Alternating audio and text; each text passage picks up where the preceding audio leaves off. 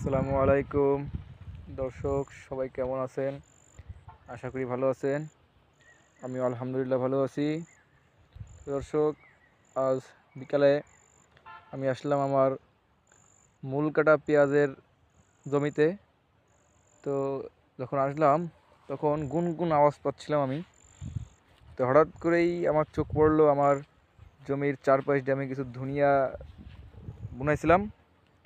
তো হঠাৎ করে দেখি সেখানে মধু পোকার আনাগম।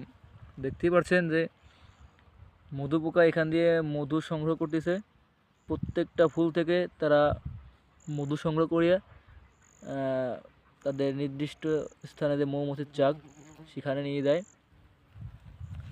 তো দেখতে আসলেই খুবই ভালো লাগতেছে। আমি একা দেখব, তাই ভাবলাম যে আমি একা দেখবো কেন, আপনাদের একটু দেখাই। দেখেন কি সুন্দর করে প্রত্যেকটা ফুল থেকে মধু পোকাগুলোয় মধু সংগ্রহ করে নিচ্ছে। তো আপনারা একটা কাজও করতে পারেন, যাদের এলাকায় এরকম সরিষা ফুল হয় এবং বিভিন্ন ধরনের ফুল থাকে, আপনারা সেই সব এলাকায় মধুর পোকার চাষ করতে পারেন। এতে করে আপনারা অধিকভাবে লাভবান হবেন। কারণ এতে মধু পোকা চাষ করতে গেলে একদম স্বল্প পরিমাণে আপনাদের খরচ যাবে। এতে করে আপনারা একদম খাঁটি মধু উৎপাদন করতে পারবেন। পারিবারিক চাহিদা তো পূরণ হবেই, তাছাড়া বাণিজ্যিকভাবে আপনারা এই ব্যবসাটা করতে পারেন।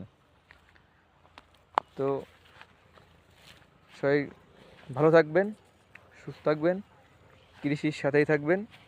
আসসালামু আলাইকুম।